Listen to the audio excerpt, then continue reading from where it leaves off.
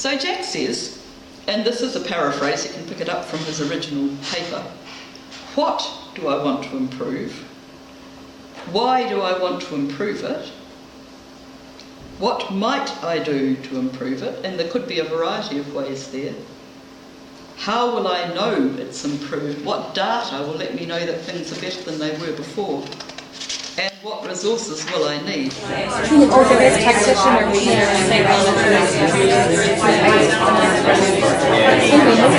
Incumbent on us as the group to respectfully critique and challenge the person who is reporting. And the other way in which practice validity can be shown is through triangulation. This is all building on the critical thread, moving it out a step further.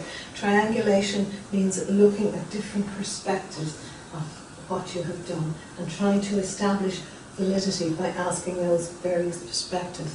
So the messiness of action research 30 years ago was really focused on how to get the universities accrediting the knowledge of the practitioner as you made it public.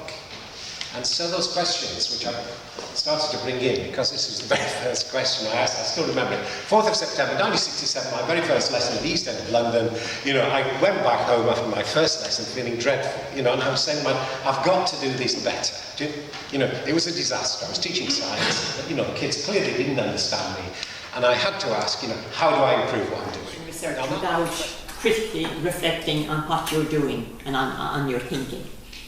And in fact, some theorists refer to action research as a critical theory approach. Chemists that somebody mentioned earlier, Carr and chemists in their 1986 book, I think, way back, when they were talking about the three approaches to research.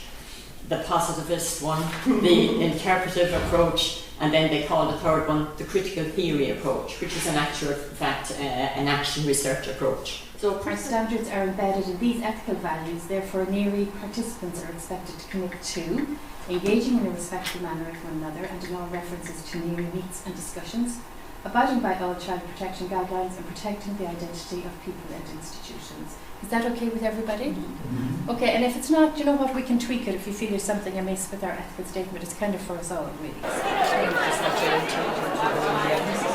And then the action research paradigm is about actors, agents, active people, trying to improve the phenomena of their surroundings. So this idea of improvement or enhancement is automatically part of the paradigm.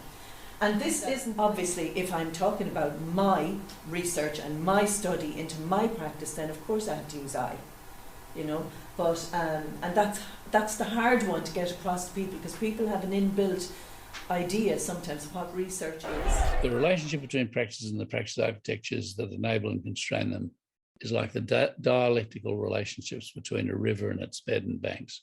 So the river is like the practice. Ordinarily, the river's bed and banks enable and constrain its flow. Gradually, over time, the river's flow erodes the bed and banks, altering the river's course. And in times of flood, the swollen river overruns its banks, moves obstacle zones, and changes its earlier course. But the point is, like practices and practice architectures, neither the river nor its bed and banks are rigidly fixed and final. Both are malleable, dialectically adapting to each other and evolving as conditions change. This morning, and kind of pick up on where Tommaso, I think, was going, is talking about navigating that relationship between your core values and your research practice. And I thought about this kind of in two ways. And I want to share briefly, I want to be aware of time, a little bit about the micro level of core values in the first part. And then in the second part, I'd really like to talk about the macro value and how that looks within a research program in a school setting, supporting teachers.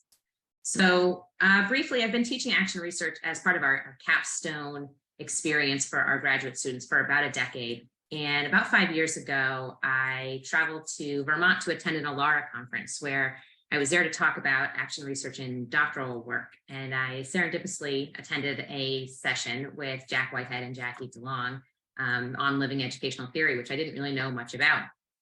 But of course, within that session, many of you have attended a session with them, so they will ask you what your core values are.